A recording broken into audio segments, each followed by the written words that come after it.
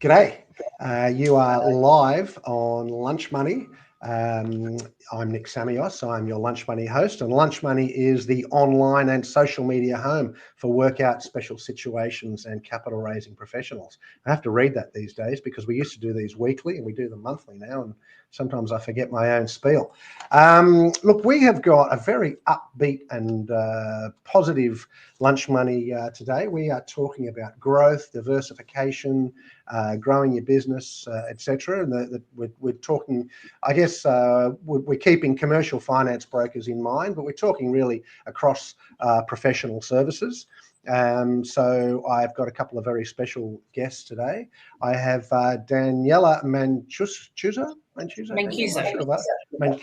Daniella Mancuso, and Ian Hyman from Hymans, and Ian has been a guest a few times before. So look, Ian, why don't we start with you, just telling us a little bit about your interest in growing professional services, and maybe tell us something anecdotally about something interesting that happened to you this week.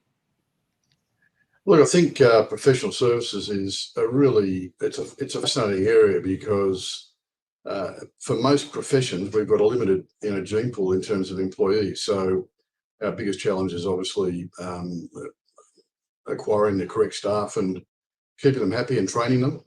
So that's probably our biggest challenge. I think the most interesting things that have happened this week, particularly in relation to insolvency, we're starting to see a pickup in the insolvency space in the valuation area, assets needing to be valued as they're in distress, and that's certainly happening in the property development area. It's probably the most interesting aspect of what we're doing at the moment. And certainly over the last few weeks, and this week in particular, we've seen a number of new appointments come through. Okay, that's interesting. Actually, I've just, as you were talking there, I've just jotted down a little question for later on, because one of the things about professional services, and it applies to commercial brokers, it applies to a firm with the name Hyman on the door outside, is how we leverage and grow our businesses if you're only one person. But obviously you want to grow and expand, and you don't want the business to be entirely based on you. But yeah, okay, so you're seeing a pickup in distressed properties, you're saying? Yeah, can I just say one thing about business development? Yeah. There's a handful of people that I've met through my life that actually love knocking on doors of people that I've never met on before. You're one of them. I'm another one. And where we've struggled over the years is the fact that most people that call themselves salespeople, BDMs, however you want to sort of denote the term, most people don't really like selling. And I think it's very difficult to build a successful sales model without people that genuinely love, and I'm not talking about relationship management here, I'm talking about the actual act of getting to know people that you've never met before, and trying to identify their needs and how you can service each other, and creating networks. It's just something that's so rare that they're like diamonds. Well, two things there. I was saying to Daniella before, and we've got to give Daniella a platform in a moment, but I mean, you've certainly taught me a lot about networking, Ian, and even at my crusty old age, I know you're a little bit younger than I am, but I'm still meeting new people. I mean, I met Daniella at Commercial Finance Brokers Golf Day, and obviously we've sort of done the playbook on what to do. You know, we've connected and caught up and all the rest of it. So I think, Ian, you would agree, you're never too old to make new connections. The other thing is, I would make this offer to anybody watching or for their staff. I love cold calling, absolutely 100%. And I don't mean picking up the phone.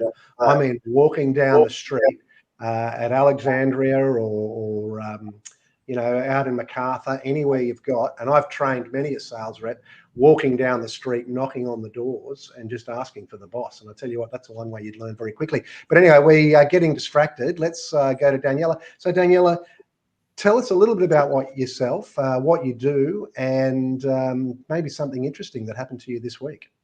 Sure. So in terms of my background, I think you could say growth companies are in my DNA. Back before the internet was even mainstream, and before Gumtree existed, there was a company called The Trading Post, and my very first job was selling advertising in a new media publication called the Sydney Auto Trader. So that gives you a little bit about my very first forays in the automotive industry, but also in terms of sales and in growth companies. And that trend sort of continued throughout my career. I worked with Aussie Home Loans and Rams back in the 90s. I worked at A&P Banking before it was the bank, when it was Priority One. And during that changeover period, contributed heavily to the setup of Fox Hymans mortgage broking arm. So previous to that, they were obviously Australia's largest debt administrator, and helped get them into a very new market, which was non-conforming lending. Repeated that process at another business called Easy Loans, and then had the worst 2 years of my life when I worked at the bank, which was Westpac. So my entire career has generally been underpinned by growth businesses, and most recently a 5-year stint at Wiser, which is a fintech personal loan and auto consumer lender, and having contributed to 100x growth over a 5-year period, I've now joined Nationwise, which is another growth company. So growth is what drives me, and scale. So it's great to be here with the both of you, and certainly to the point of networking, I'm a really big believer, whether it's networking or sales, you've just got to get out there and be willing to provide value. If you take the sales lens away from the conversation, you create an environment where you're providing value to the other person rather than thinking about closing the deal for yourself. It just becomes part of the natural flow and the natural order of things. You know, universe is dictated by several laws, whether we want to admit that or not. And the law of reciprocity simply says, you know, if I give you something, you feel compelled to give back. And that's how I approach everything, networking or sales.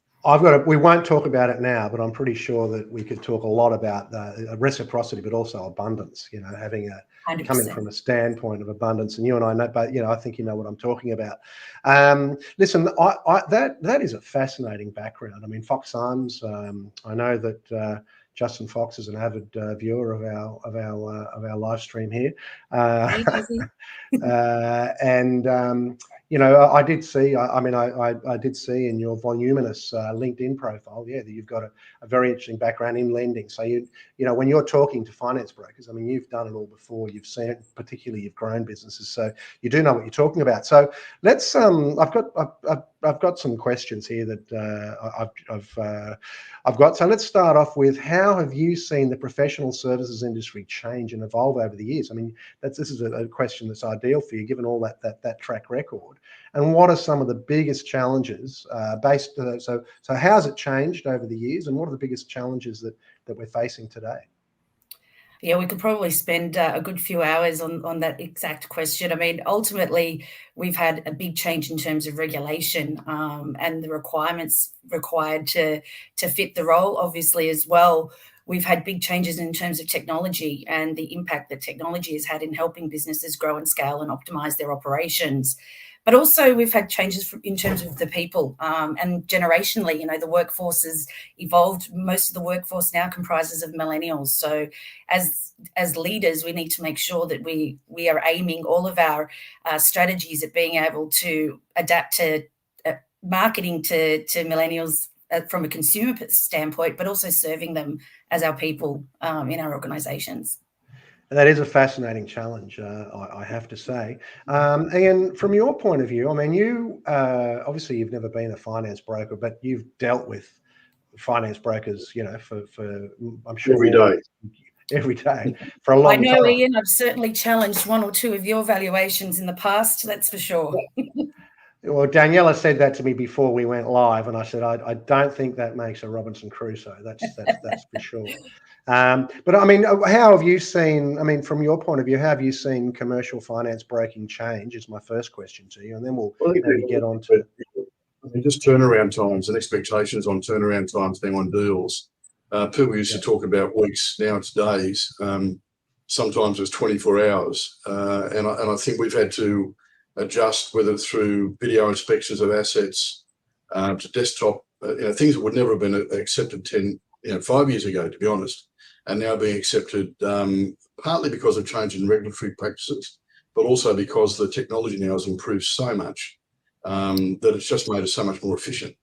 And it means we can get the product to market, being the valuation, which is normally the foundation of of any finance deal, the valuation sits behind all those things.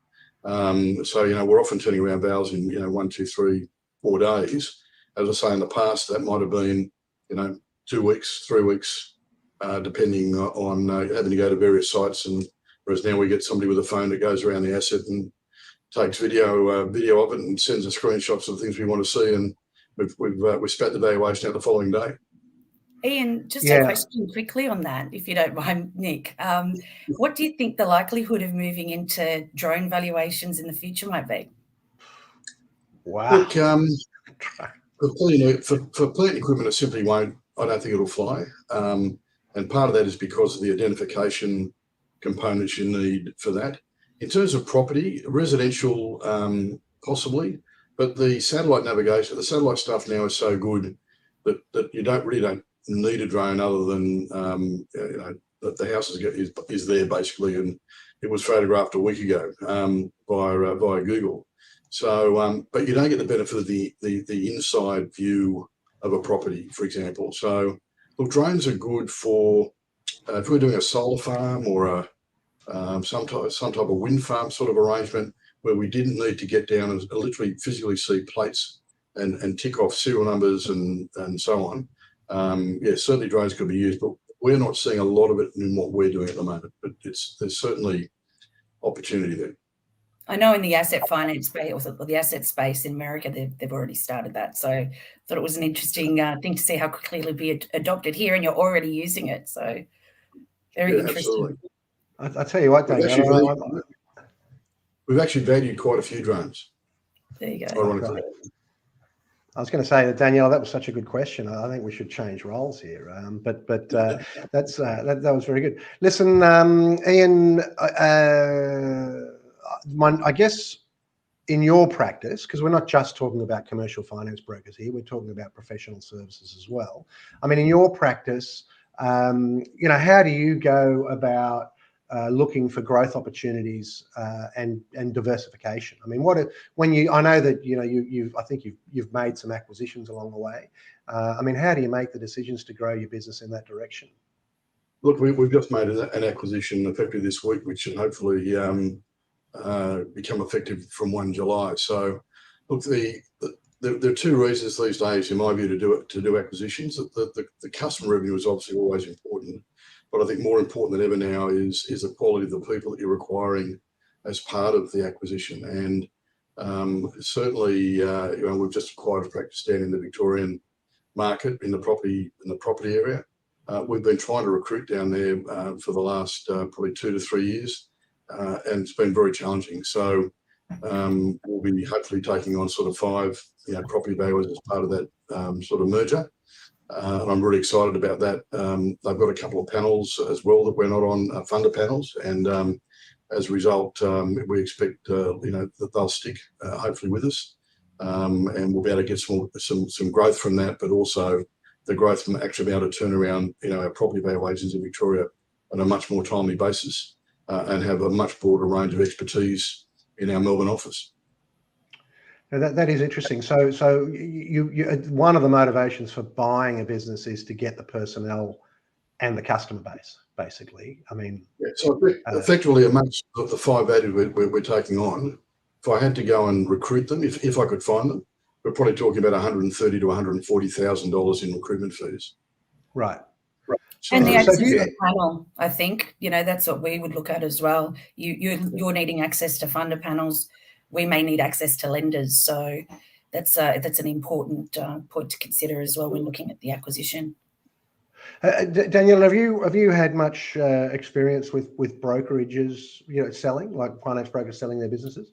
Yeah, I have had quite a little bit of experience in my past, but my current role is very much aimed on that. So there is a you know, portion of our business that will go out to market and partner link arms with brokerages that either want investment or perhaps want they might need other resources that they need to grow and scale their business. So where, you know, we have multiple companies and multiple brands that sit under the group.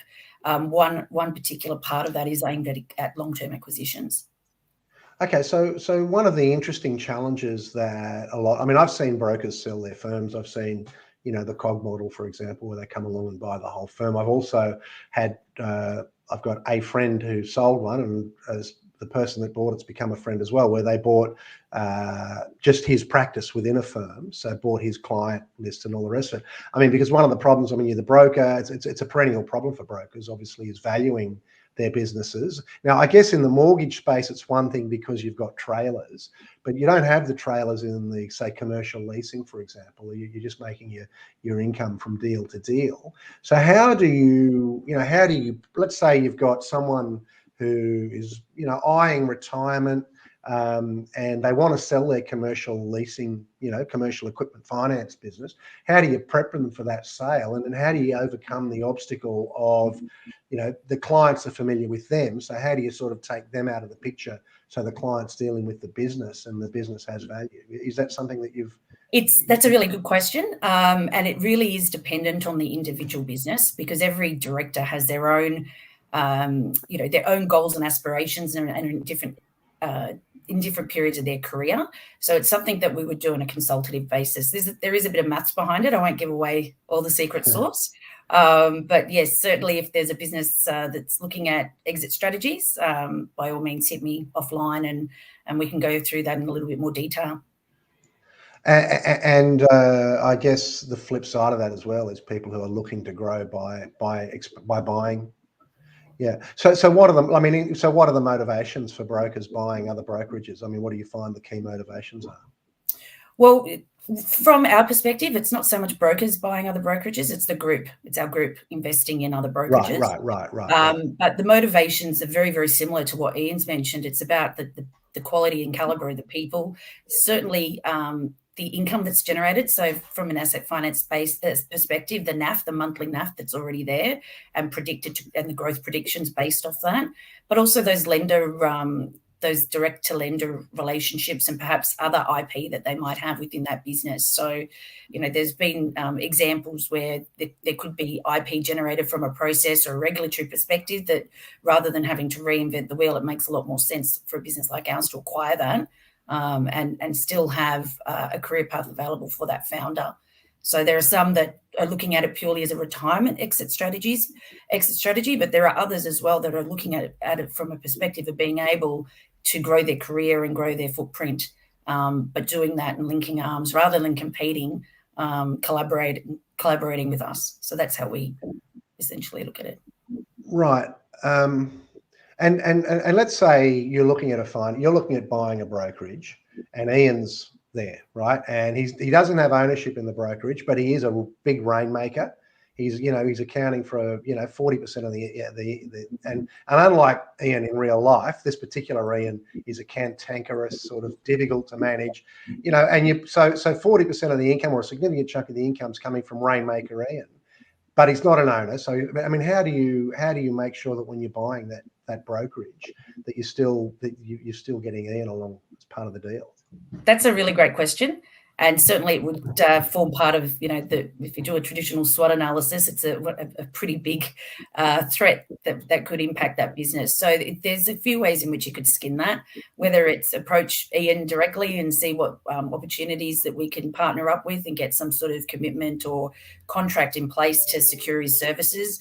If he is cantankerous and problematic to deal with, it's probably not going to be in alignment with the group's values. So that might be a business that we might choose to pass on because of the fact that it's been so heavily reliant on Ian, in this case's contribution. So all of that forms part of the due diligence and the risk analysis when we're identifying who, we're not going to take on board anyone. There's got to be that alignment piece. And unless that alignment is there with our purpose and our values, it's probably not going to be a fruitful partnership. So that would definitely form part of the initial investigation. And Ian, you've been through a couple of these acquisitions yourself in your business. I mean, have you come across those scenarios, or how do you lock down the staff, or how do you overcome the challenges? That's the biggest challenge on every acquisition. Look, in the last 2 years, we made another acquisition about 2 years ago of a healthcare practice, which I just identified as an area that I thought had incredible opportunities for growth, and also had limited suppliers in the marketplace. So there's not many firms that will value aged care facilities, retirement villages, SDA accommodation and the like. So we found a valuer who was sort of towards the end of his career, but had 35, 40 years experience, had a really good referral base, and we brought his practice in 2 years ago. That's been a great success, and we've now built a team up underneath him, and he's been a great mentor and continues to be a great mentor to them. But over the next 12 to sort of 18 months, he'll probably retire.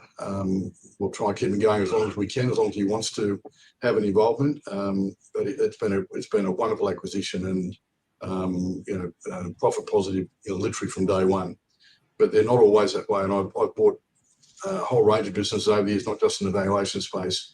And if you can't get the people side of it right, it's going to end up as a disaster. And I've had a couple of those, unfortunately, as well, where key people in the firm have simply not wanted to come on the journey with you. And no matter what you do, no matter how you couch the remuneration and the incentives, they seem to be destined to either try and destroy or to go out and do something different with a competitor or on their own. So it is a very challenging aspect of it. Right. Okay, now listen, we have, believe it or not, we actually have a bit of a university attending audience, a lot out of Wollongong, because we've had a guest there a few times. But Paul Mazzola has been very generous to us in the past. But so I'm just going to get a little bit academic for a moment, if you don't mind. I'm going to share this, the Ansoff matrix for growth. This has been taught at universities since 1966. And basically 4 different ways of growing. You can penetrate the market, so that's where you're just trying to sell more of what you're doing to the existing customer base. You can work on your existing customer base, but sell them new products. So I guess whether it's insurance or home loans or whatever it might be, you can expand your customer base. So go outside your traditional customer base and maybe look at new markets. So I guess for Ian, that might be going from lenders to insolvency people, or from lenders to insurance. And then there's complete diversification altogether. So I know, Ian, when you look at that, when you've got to make a decision, you want to grow your business, you could look at maybe trying to capture more of your existing market share, or finding new markets, or developing new products. I mean, I know that you must have looked at this strategically. I know that, how do you decide where? Because it's every one of those is an investment. Even if you decide to develop new products or develop new markets, you've got to make an investment. So what do you think about? We're going to say, I mean, Daniella mentioned before, building a business case. The reality is that I think most businesses, and I include myself in this, are not great at really defining the numbers around an acquisition, or in terms of going to a new market. And it tends to be a little bit by the gut and a little bit spontaneous. Probably the best thing I've done in the last 5 years is to take on a corporate advisor. And that corporate advisor, unlike myself, is very strategic. I won't say he's not passionate. He is passionate, but passionate in a different way. I'm very much a glasses is 90% full person. He's more a glasses 45% full. So he brings me back into line and focuses on the performance areas that are really important in any financial decision to grow the business. So look, it's not mutually exclusive to do one thing or the other. Sometimes, as we've done, we've looked to grow organically and to grow by acquisition at the same time. But for most small businesses, and we're a 40 sort of something person organisation, you don't actually have those people within your business to do that work. Everyone's out there, they're either selling, or they're doing, or they're administrating, or whatever it might be. So unless you bring a resource in, we're doing it by the seat of our pants, and that's probably the worst thing that you can do. And why people like Daniella add such value into those conversations and decisions. And Daniella, so when you're, one of the things that you do is advising brokers on how to diversify their businesses. So what are the sort of most common, shall we say, gaps in what you find brokers are doing that are what's the low-hanging fruit when it comes to brokers diversifying their businesses? Look, I think it's resourcing to begin with, because they're spending so much time working in their business and not allowing at least say you're talking about a one-man band, at least someone coming in there to helping them with their processing, for example, so they can, they can see the trees, see beyond the trees, so to speak. So in terms of smaller brokerages, it's really getting their processing right, optimizing their tech to help free up some extra time. And then really what I generally just do is sit down with them and really identify what drives them. What are the things that they're interested in? What's around their circle of influence? For a business to be sustainable for any length of time, you've got to really love what you do. And that's generally doing business with people that you like doing business with. So often it's a real values assessment, I guess you could say, to begin with, and really getting down to the nitty-gritty on what drives them, what their goals and aspirations are, and then reverse engineering the options that you would suggest from there. So for some businesses, it could be additional staff, it could be a referral partnership with another asset class, for example, whereas others might want to have that referral person in-house. So it really is a very tailored and bespoke solution based on what drives that individual. So, for example, you might have the commercial lease broker brings in. Do they bring in the mortgage person, or do they just set up an alliance? It's interesting. You mentioned staffing. Now, I have a friend who's a broker. He got himself some new digs in town, and he was very pleased with himself. And then COVID came along, and he had this gorgeous office. And then sort of people will be coming back to work, and he's tried to recruit, and he's found it very hard to recruit. And that's one of the big challenges in professional services, is finding people. Now, I then put him on to another friend who's got an offshoring business. And so he's managed to offshore some of his processing in the Philippines. I mean, are you seeing much of that, or is that part of your advice, Danielle? Seeing a lot of that, and have had quite a bit of experience even internally with my previous company and where I'm at now, where there is this reluctance to go back to the office 5 days a week. I think unless businesses really understand that there needs to be some flexibility, there will be that challenge. What I think the way forward is hybrid working, but certainly the offshoring piece, and that's a discussion that I would be having with any broker about whatever non-customer facing tasks that they can suitably offshore. It certainly is a strategy to consider, and a very cost-effective one at that. And I spoke with a couple of BPOs at a recent conference, and it's something that we want to make sure that we have on our aggregation panel is a group of suppliers that brokers can choose from to utilize and take advantage of the skill set that does exist overseas. And these BPOs are well-established organisations. They've got staff that are incredibly well educated with plenty of direct industry experience. A lot of them have worked for Australian businesses for up to 10 years or more, but banking offshore a long time ago in Australia. So definitely there is an opportunity for brokers to take advantage of that. Now, when you say BPO, of course, that stands for, I know what it means, it's offshoring, but what is it? Business process offshoring, yeah. Business process offshoring. And so for your, something like that, offshoring anyway. But for your customers or for your clients, you can offer them you can sort of put them in touch with the right BPOs. Now, Ian, I know that you do a little bit of that. I mean, I guess because we're talking about growing a professional services business, and I mentioned before that one of the biggest problems, particularly smaller firms have, is leveraging themselves. I mean, have you found that offshoring to some extent to help you grow? Well, we've got several staff in the Philippines, and that's been the case for the last, I think, 8 years now.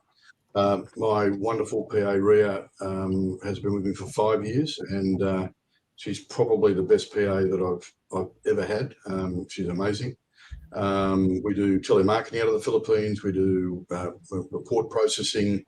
The next thing we're going to start looking at is actually doing some of our research analysis out of the Philippines as well. That's sort of underway. We're assessing that at the moment. Look, you can't afford to ignore it, because the all-up cost of most employees in that scenario are in the order of $2,000 to $2,500 a month, and that's with everything. That's insurance, that's their computers, their office, their training. Everything gets incorporated. and it's worked extremely well. So, and we find that certainly in the Philippines, where we've got staff, they really appreciate the opportunity to have a job and work for a good employer. So it's only been a very positive experience for us. Yeah, I mean, I worry about it I think that's great. I worry about it on an economic level. If we do start to see, an increase in unemployment, for example, I think that it'll be the onshore jobs that go first, because as you said, at $2,500 a month, and you're getting very professional, highly educated people. Well, this is at 30 grand a year. You're probably going to hang on to them longer than you're going to hang on to someone who's local. Listen, my next question, Daniella, is we're all familiar with the business that was great when they were small and easy to deal with, but they've grown, and they maybe grown a little bit too much, and now the service isn't quite so personal. You used to be able to pick up the phone to the key person, and now you get bumped off to their staff. How do you grow a professional services firm, and how do you make that trade-off between growth and maintaining a high quality product, a high quality service? Great question, and I've experienced that probably with every growth firm that I've worked at, particularly when they're moving from that startup to scale up. And I think the most important thing is if you're aiming for growth, to ensure that you've got the right operational processes in place, and at least the right foundation in terms of people, and duplicating the process and the people accordingly. Now, things don't always go to plan. And I think it's an inevitable risk, and probably an inevitable lesson for any growth company, because with that, the perspective that comes is certainly something that you can rely upon in future endeavours. But certainly having the proper processes in place before, if you can, before skyrocketing. Will certainly try and mitigate the risks that come with growth. So do you get in? I'll ask you, Ian, do you get involved in documenting processes? Because obviously this is a challenge for you as well. I know that you... Yeah, so I used to be extensively involved in that side of it. Now I do tend to review new critical processes after they've been drafted. But we've got a national head of our property valuation team. We've got a national head of our plant and equipment valuation team, and the same with our business valuation team. So I'd expect that the people at that level will need for the drafting of processes. You have to have them. They're critical, whether it's around contractor engagement, whether it's in relation to professional standards.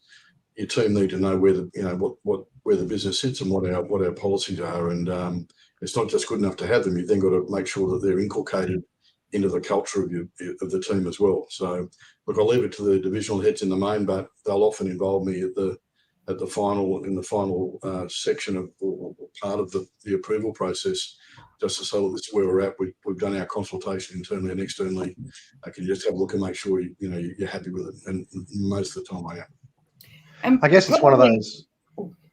Yep, I was just going to add as well, Nick. So that goes without saying that you've already established, a really good nexus of people that are in alignment with the firm's vision and purpose, and all in alignment with values. And then from a recruitment perspective, that often gets overlooked is that when you're in a growth organisation, you're trying to fill a gap in the business, or very quickly trying to backfill an inefficiency in the business. And with that, sometimes you attract the wrong people, or they're not quite in alignment with the business's aspirations. And that's where I've seen the biggest risks overall in how it's impacted businesses and caused them to go backwards in many cases. I was going to say, yeah, that's right. I mean, you're sort of reinforcing what I'm thinking is that back, a long time ago, one of the great small business management books was, I can't remember what it was called now, but it was by Michael Gerber, and he talked about working the E-Myth. There you go, the E-Myth. That's it. And it's the old corny line now, but I'm not sure. Maybe the millennials haven't heard it. But working on the business and not in the business, I suppose, is one of the challenges. I think I used that earlier in the podcast. That's one of the things that I see with those smaller groups, and even those that are starting to get reasonable traction. You might have a couple of directors there that are captain coach, both writing, furiously writing loans. They're the BDM for the company, and trying to do all the small business management that's required to grow. But that's where they get stuck and find it really difficult to get to the next stage. It often comes with a lot of overwhelm, and they're generally highly stressed and wondering why the hell did they go into business for themselves in the first place. So that's why, certainly partnering with, a business coach, or as Ian said, with someone to help with corporate strategy, or a business like us, in helping businesses identify opportunities for them to grow, just helps shoulder, some of that burden. Okay, now, well, I've just because both of you are quite shy and it's very hard for me to get anything out of you. Surprisingly, we are running down the clock. So just a couple of last points, so that I make sure that we fulfil our promise as to what we said we were going to talk about. One of the things that you touched on earlier, Daniella, was technology, and you've sort of mentioned it a few times. You've given Ian, I don't know if Ian had thought about sending drones out to mine sites and what have you to inspect equipment. Maybe that was a great idea that we should have told him privately. I'm not sure. But what are the other? I mean, what are the other roles that you think technology has to play in helping people, I guess, leverage themselves and expand?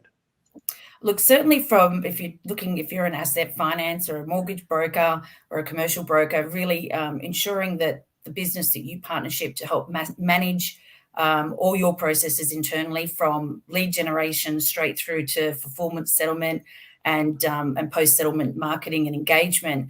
You need to make sure that, whichever aggregator you choose or whatever platform that you select, that it's something that's ever growing, and that the business themselves are looking always to the next steps of evolution. We had a chat earlier offline about generative AI and things like ChatGPT and Bard and Copilot. Certainly I've utilized that only really recently, to be honest. And, as I'm a bit of a recovering perfectionist, and I think if anyone listening or watching suffers from perfectionism, what does happen is, procrastination and paralysis, right? So one thing that ChatGPT has helped me with is really just getting straight into a task, even where I may not quite have formed where I want to begin, but really using some prompts just to stimulate ideas. And then it's not about, I don't use it to plagiarize or to use the content, but it just kick-starts the activity really, really quickly. So anyone who suffers from that, I certainly suggest that you check that out. Yeah, I mean, I think I was saying before we went on air as well, I think you got to be careful with ChatGPT as well. I've seen people, I'm seeing a lot of content on LinkedIn, for example, and people who used to post occasionally are now posting all the time. And you can just tell that, you just want to be careful that you don't rely on it too heavily, because I can certainly pick up when there's a lot of ChatGPT in there. Ian, anything? A few caveats there, Nick. I think that you've got to make sure that you've got to have a sanity check. Use it for research and analysis, but make sure that the essence of your flavor, like your messaging and your personality and who you are, comes through. That it's used as a prompt or a tool, not necessarily as a replacement for all your content. Anything to add to that generally, not necessarily ChatGPT, but just the use of technology, Ian, that we haven't already spoken about? I'm a baby boomer, so I haven't quite got my head around ChatGPT at this stage. But I think, Nick, you sort of dwelt momentarily on the risks of artificial intelligence. I think it's a massive risk, because at this stage it seems to be uncontrollable. A number of my staff have jumped on it, and they're sending me stuff via emails. I'm thinking, did you really write this, or was it written by a machine? But look, we're just going to see where it goes. But I think over time it's going to become a big issue, to be honest. All right. Look, let's finish off with any tips that you might be looking. Someone who wants to get into professional services, start their own firm. Any sort of tips in mind of the environment that we're in today? I'd start with you, Ian. Well, I think setting something up on your own is really challenging. I think you need to be looking at forming, if not a partnership, there's certainly a corporate structure where you've got at least 1 or 2 partners with you that might have some diverse skills. Because I mean, one of the things I've seen is that inevitably we're skilled in one area, whether it's sales, whether it's accounting, whether it's administration or project management, but not many of us have all of those skills. So if you want to grow a business, as opposed to simply being a one-man band, I think it's important that you choose associates that you can work with to create something of value. So I guess what I'm saying is that the sum of the parts is exceeded by the value of all of them within the group. And certainly over the years, in other businesses that I've been involved in, I've had some outstanding partners that have added real value to what I'm doing, and certainly fill some gaps in my knowledge and understanding of business. Okay, and Daniella, any advice you'd have for someone looking to maybe start their own, branch out on their own in a finance brokerage, quit the bank or quit the large firm that they're already working for? Yeah, absolutely. And to Ian's point, I 100% agree in terms of the diversity of people that you've got there. And, not so much about ticking, a HR inclusivity and diversity box, but really that diversity of skill set. But as long as that diversity of skill set is also underpinned by alignment of purpose and of values to help build the right culture. But certainly if you're, looking to transition from banking to broking, or looking to step out from being a credit rep under a brokerage arm and going out on your own, it's just absolutely critical that you select the right aggregation group. That will, in a lot of ways, particularly if you're a first-time small business owner, your aggregator is really going to be your first port of call in helping you, unpack all the requirements to set up a successful brokerage and help you navigate through the regulatory environment, the compliance environment, but also really selecting someone that's there that you align with, but is absolutely committed to the growth of your business. That's the most important. That's the most important piece. Someone that's done it before and happy to help see you succeed and sees your success, their success determined on your success. Okay, that's well, I think that's a very nice note to finish on. So I would like to thank both Daniella and Ian, who I'll unmute. Thank you very much to Daniella and to Ian for joining me today. I think it's been a wonderful combination of different perspectives with some real life experience. So thank you very, very much. Thanks, guys. Thanks. Great to be with you. Okay, take it easy. Cheers.